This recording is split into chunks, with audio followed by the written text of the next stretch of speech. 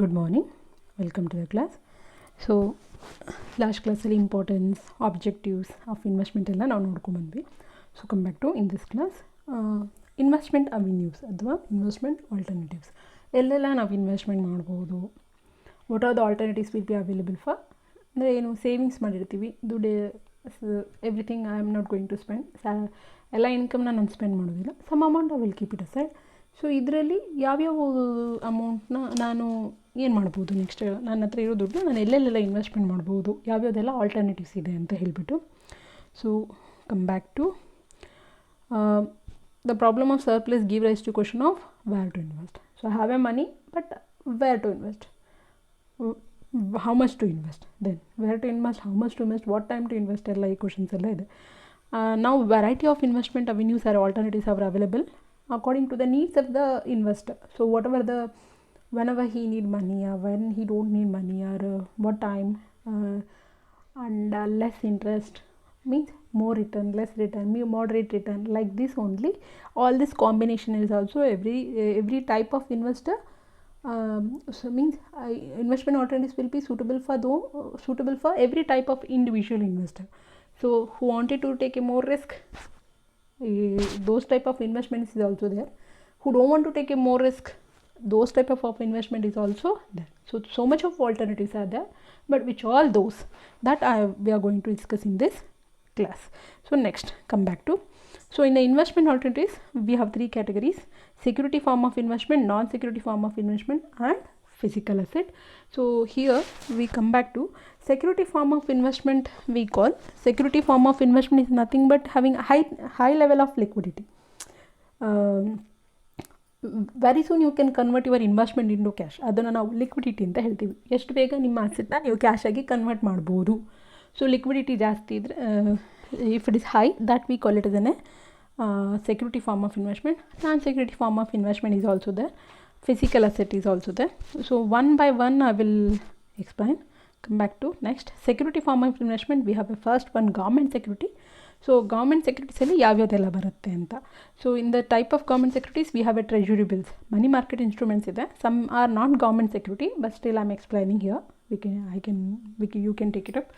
Treasury bills are nothing but borrowings from a government of India. So government of India, for government tax is an income. So they will collect the tax, and after that they will make a budget every year. They announce central budget and state budget is also announced. So if they need an emergency money, if they need bank, if the government need a money, where they will get it. So bank, government of India bank is nothing but RBI. RBI is the bank and bank of government bank also, government bank of India also.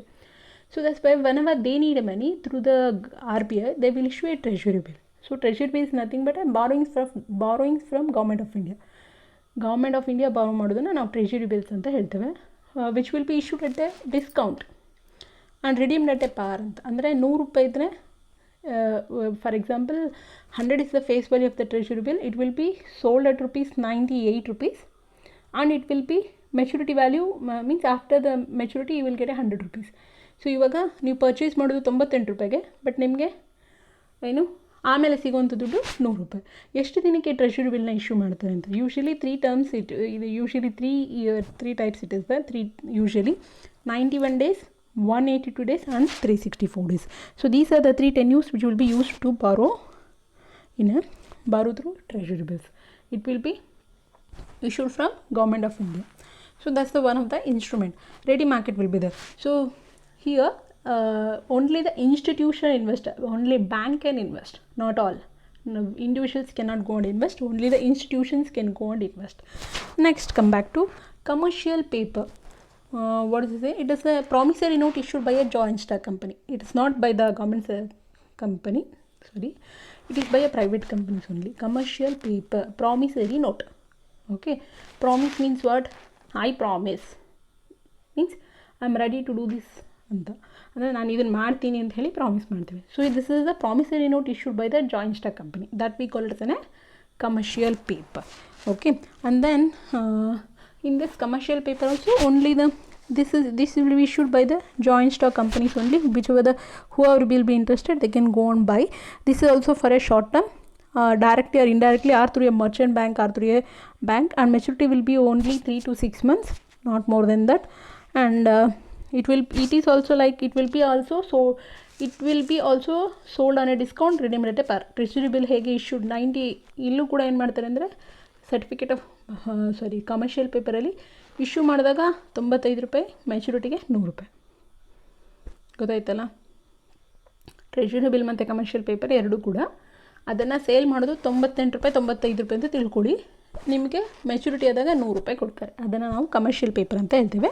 So this is commercial paper is nothing but unsecured promissory note. Unsecured ಅಂದರೆ ಅದಕ್ಕೆ ಯಾವುದು surety ಇಲ್ಲ, ಕೊಡಲಿಲ್ಲ ಅಂದರೆ ನಾವು ಹೋಗಿ ಯಾವುದೇ ಒಂದು ಅಸೆಟ್ನ ಅಕ್ವೈರ್ ಮಾಡ್ಕೊಳಕ್ಕೆ ಬರೋಲ್ಲ. Okay, so this are the unsecured promissory note issued by the joint stock company directly or through a bank or through a merchant bank only for the period of 3 to 6 months and issued at a discount, redeemed at a par. Okay, next certificate of deposit. ಈ certificate of deposit ಅಂದರೆ like fixed deposit ಥರನೇ. ನಾವೇನು ಮಾಡ್ತೀವಿ, ಬ್ಯಾಂಕಿಗೆ ಹೋಗಿ ಒಂದಿಷ್ಟು ಅಮೌಂಟ್ನ ಇಷ್ಟು ದಿನಕ್ಕೆ ಅಂಥೇಳಿ ಫಿಕ್ಸೆಡ್ ಡೆಪಾಸಿಟ್ ಹಾಕ್ತೀವಿ ಅಂಥೇಳಿ ಹಾಕ್ಬರ್ತೀವಿ. ಅದನ್ನು ನಾವು ಫಿಕ್ಸೆಡ್ ಡೆಪಾಸಿಟ್ ಅಂತ ಹೇಳ್ತೀವಿ. But these certificate of deposit are issued by the bank for a bank and other bank, but bank to bank. Certificate of ಡೆಪಾಸಿಟ್ಸಲ್ಲಿ ಹೈ ರೇಟ್ ಆಫ್ ಇಂಟ್ರೆಸ್ಟ್ ಕೊಡ್ತಾರೆ, ಫಿಕ್ಸೆಡ್ ಡೆಪಾಸಿಟ್ಗಿಂತ ಜಾಸ್ತಿ ಕೊಡ್ತಾರೆ. So and the certificate of deposit will be between the institution to institution, not between the institution to individual.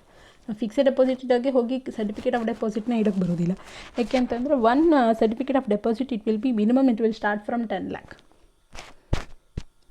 Okay, so ಇಲ್ಲಿ types of government security ಒಂದೇ ಒಂದು ಬರೋದು treasury bill, ಮಿಕ್ಕಿದ್ದು second one commercial paper, third one certificate of deposits. Okay, ಇದು security form of ಇನ್ವೆಸ್ಟ್ಮೆಂಟಲ್ಲಿ ಬರುವಂಥದ್ದು. Next non security form of investment.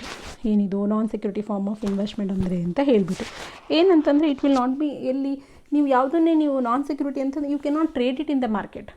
ಬೇಡ ಅಂದರೆ ತೊಗೊಂಡೋಗಿ ಮಾರ್ಕೆಟಲ್ಲಿ ಮಾರ್ಲಿಕ್ಕೆ ಬರೋಲ್ಲ. ಅಂಥದ್ದನ್ನು ನಾವೇನಂತ ಹೇಳ್ತೀವಿ, which is not liquid but you can not trade it in the market. So those type of security we call it as a non security form of investment.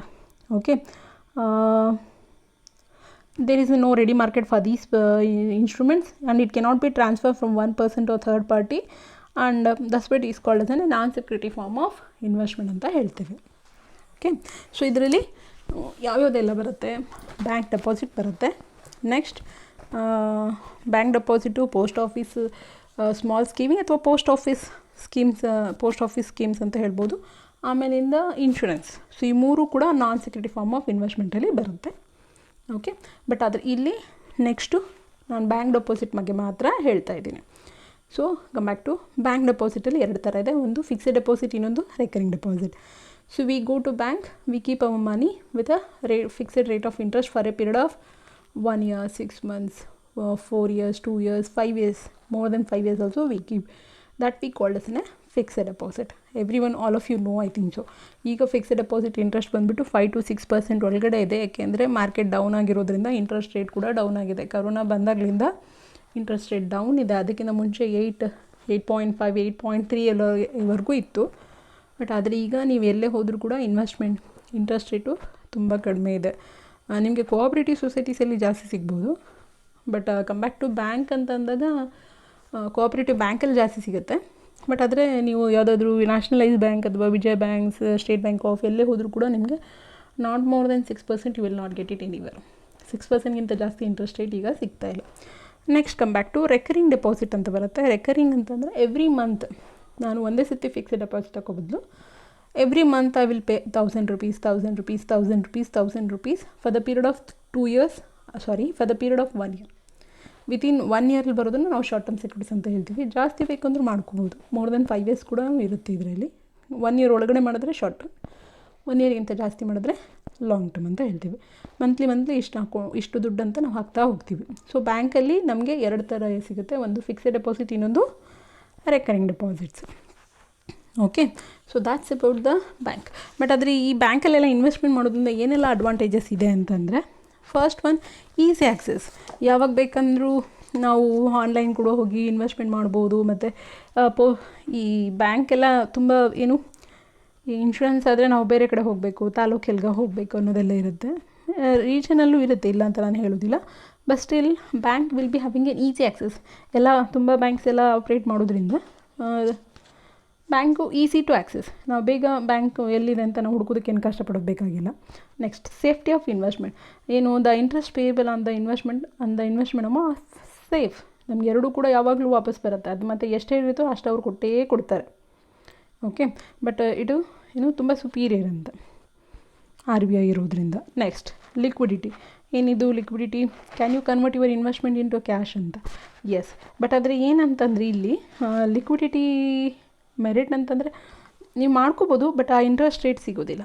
You can convert your bank fixed deposit into cash, but ಅದರಲ್ಲಿ ನಿಮಗೆ ಜಾಸ್ತಿ ಸಿಗೋದಿಲ್ಲ. Next choice of investment, ಇಲ್ಲಿ ಮತ್ತು ನಿಮಗೆ tax benefit ಕೂಡ ಇದೆ. 5 year fixed deposit ಇಟ್ಟರೆ ನಿಮಗೆ ಟ್ಯಾಕ್ಸ್ ಬೆನಿಫಿಟ್ ಸಿಗುತ್ತೆ.